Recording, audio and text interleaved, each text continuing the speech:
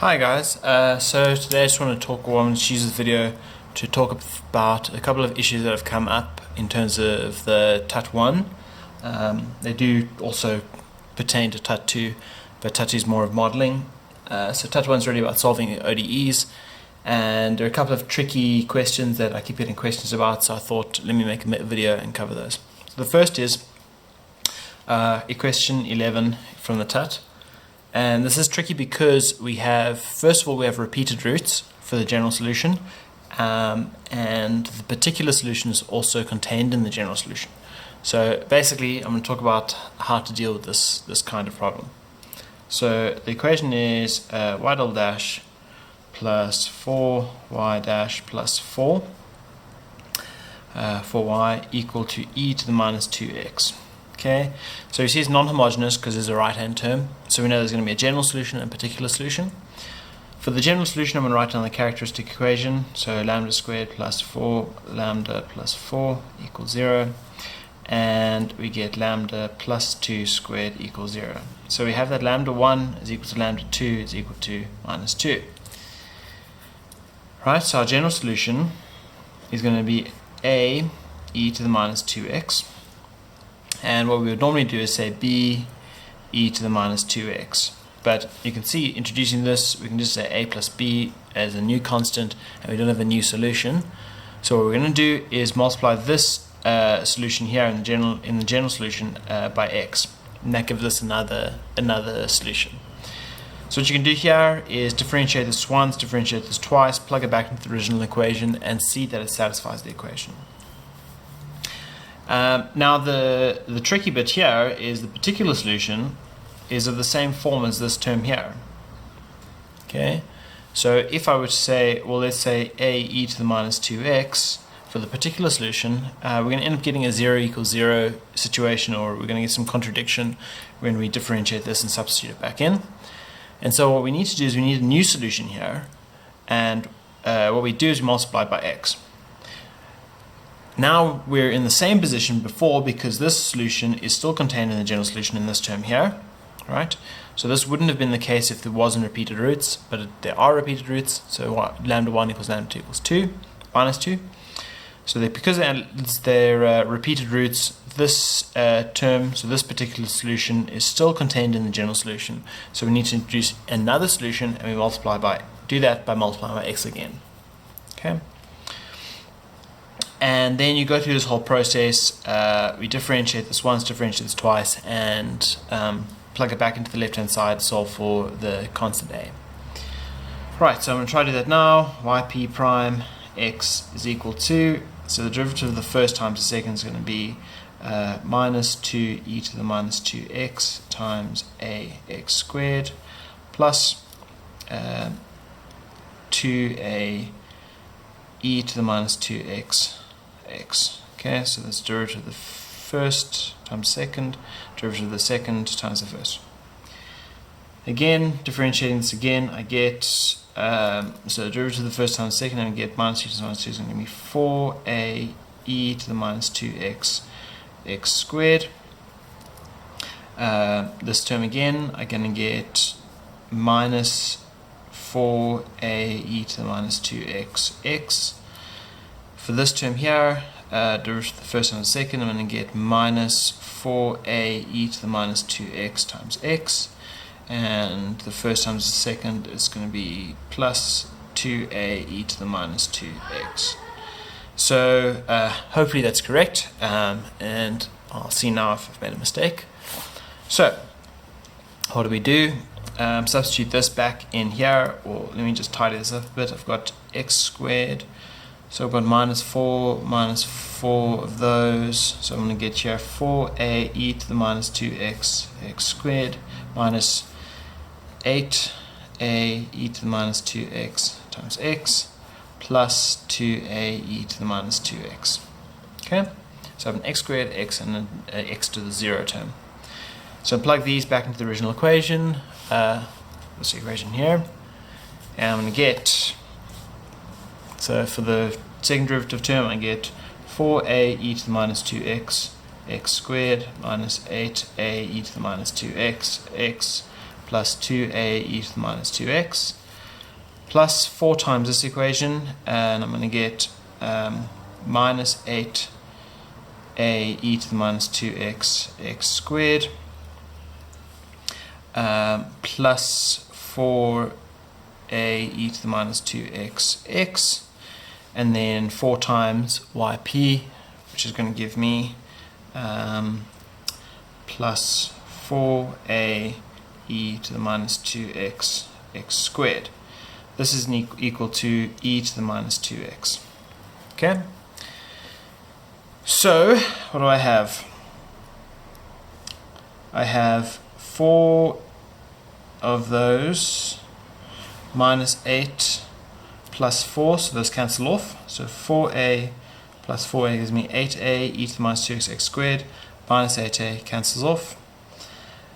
Minus 8a e to the minus 2x x plus 4a e to the minus 2x x gives me minus 4a e to the minus 2x x, that's that term and that term, and plus 2a e to the minus 2x equals e to the minus 2x. So, okay, sorry about that. So, just to double check this, so y double prime, I have 4a minus 8a plus 2a, right? So x squared, x and x to the naught. Then 4 times y prime, I'm going to get minus 2a times 4, so it's going to be minus 8a x squared plus 4 times 2, so this should be an 8 here, not a 4. So that cancels off, so I get plus 4 minus 8 for the x squared, that cancels off, minus 8x plus 8, so this should here be an 8ax, so this term here shouldn't be there, and I have just one expression, 2a e to the minus 2x equals e to the 2x. So I knew I made a mistake because I had essentially 2 equations and 1 unknown. So I knew that 2a needed to match the coefficient in front of this term, and I knew that minus 4a needed to match the coefficient in front of the e to the minus 2x x term on the right hand side, which there wasn't one, so it meant that minus 4a needed to be 0. And at the same time 2a needed to be equal to 1. So I knew that I had made a mistake because I had some kind of contradiction. And all it was is I made a mistake in my algebra here. So this 4 that I originally had should have been an 8 from 4 times this term here. That cancels with that. Thankfully this term disappears, and we get that from this means that 2a is equal to 1, so a is equal to a half. And then our final solution is yx is equal to the general solution, a e to the minus 2x plus b e to the minus 2x x plus the particular solution, which is going to be a half e to the minus 2x x squared. And if you're unsure about this, you can differentiate this twice and once substitute it back into the original equation and just convince yourself that it's correct. Okay, so hopefully that clarifies how to tackle these kinds of problems. This will come up, so you need to multiply by x. It will come up when you have repeated roots, but also in the case when you don't have repeated roots, but your particular solution is contained in your general solution. So whenever you introduce a new solution and it's already contained, already captured by the previous solution you have, you need to multiply it by x or by t or whatever it is to get a new solution. Okay, so hopefully that now makes a bit more sense. Okay, so the next question I'm going to do is just for systems, and what I'm going to show you is it's a bit of a long-winded way of doing these, and you may have a better way of doing it, or you may have a fast way, and if that works for you, that's great. Go ahead and do it by all means. But what I'm going to show you is a very general way of solving systems of differential equations. So the kind of quick and dirty way that for me sometimes works and sometimes doesn't work is you take a system of 2 first-order equations and you write it as 1 second-order equation. And so if you have, in my experience, if you have a second-order equation, so 1 second-order equation, you can always write this as 2 first-order equations. But in my experience, going this way is not always possible. So I have a little question mark there. So taking two first-order equations and writing it as one second-order equation, in my experience, is not always possible.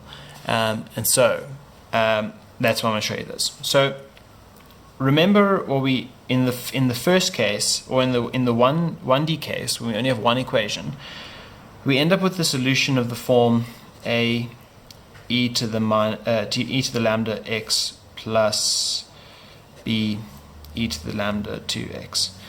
And essentially, so we have these things here, lambda 1 and lambda 2. These are eigenvalues. And in this case of a system of differential equations, all we're going to do is we're going to get these things here called eigenvectors, right? So every eigenvalue has an associated eigenvector.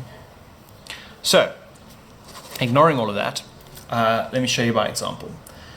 Question number 12 from the TUT. So this is going to show you a method to solve systems of differential equations in a very general way. So we have x dot y dot is equal to 3x plus 4y minus 5x minus 6y. And I can write this in vector form as 3, 4 minus 5 minus 6 times x of t, y of t. Okay, so 3 times x plus 4 times y gives me the top row, minus 5x minus 6y gives me the bottom row. And so the solution we're going to be finding is going to be in the form of x of t, y of t equals some constant times some vector, and this thing's called an eigenvector, e to the lambda 1 t, right? Be careful, the t is that t there, and plus b v2 e to the lambda 2t. So v1 and v2 are eigenvectors corresponding to lambda 1 and lambda 2, which are the eigenvalues. So the first thing we're going to do, I'm going to call this matrix here, let's call it M. First thing we want to do is calculate the eigenvalues of this matrix, and you should remember how to do this from Professor Harley's course. And so we do that by calculating the determinant of M, this matrix, minus lambda I equal to 0. And what does this mean? So let's calculate the determinant of 3 minus lambda, 4 minus 5 minus 6 minus lambda equal to 0.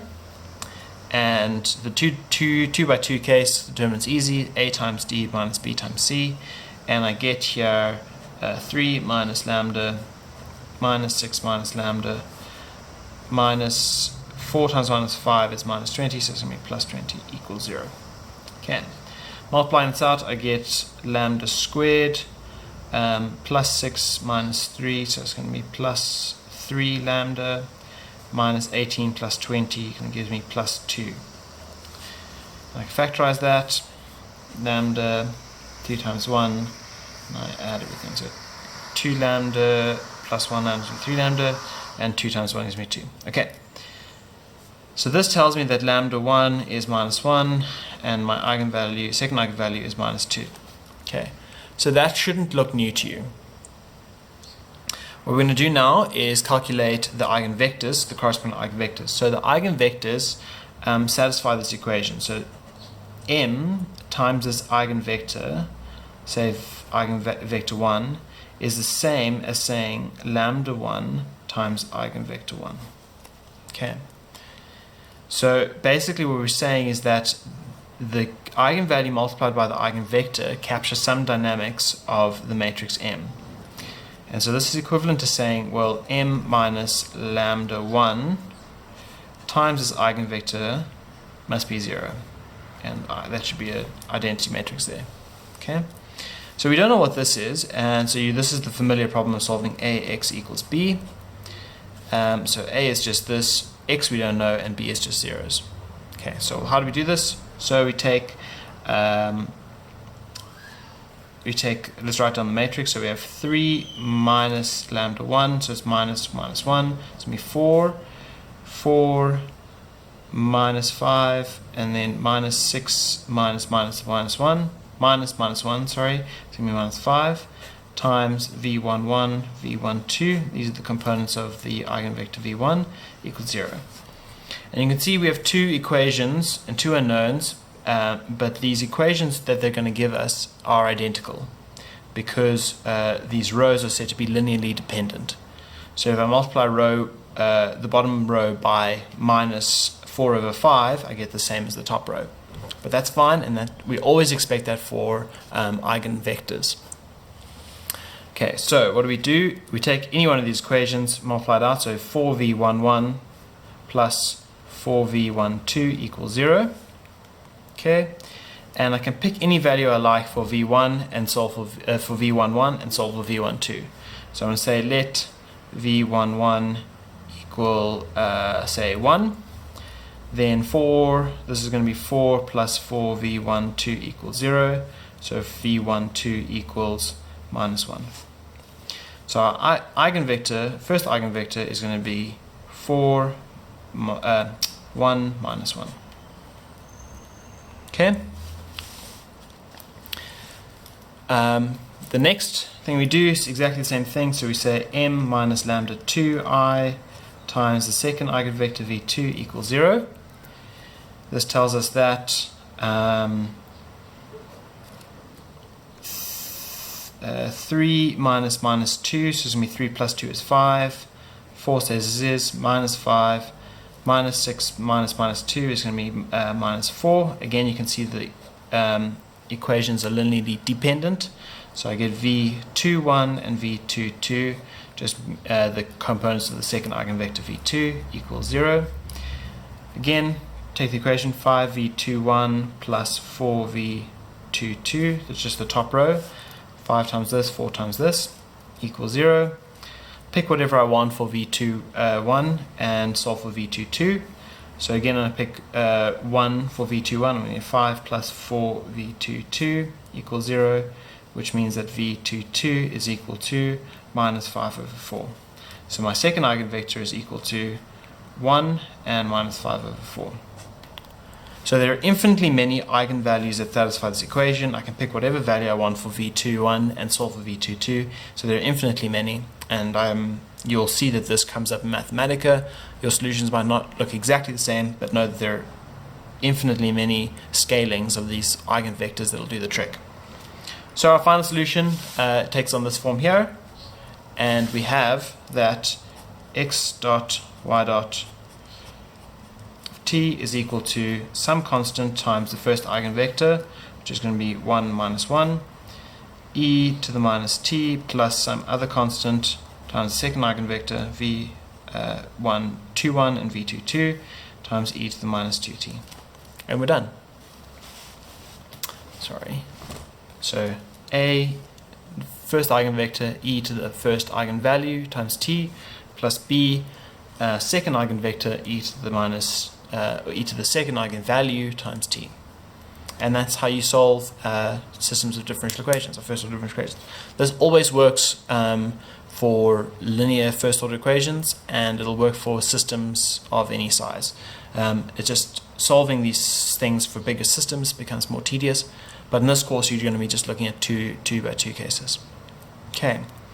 So give it a shot. The same principle holds for the particular solution as before, just in vector form. So hopefully that makes sense. And give the TUTs a shot. So you should be comfortable with all of TUT 1 and all of TUT 2 now. And TUT 2 focuses on the modeling, where TUT 1 is just the solving of differential equations. Okay.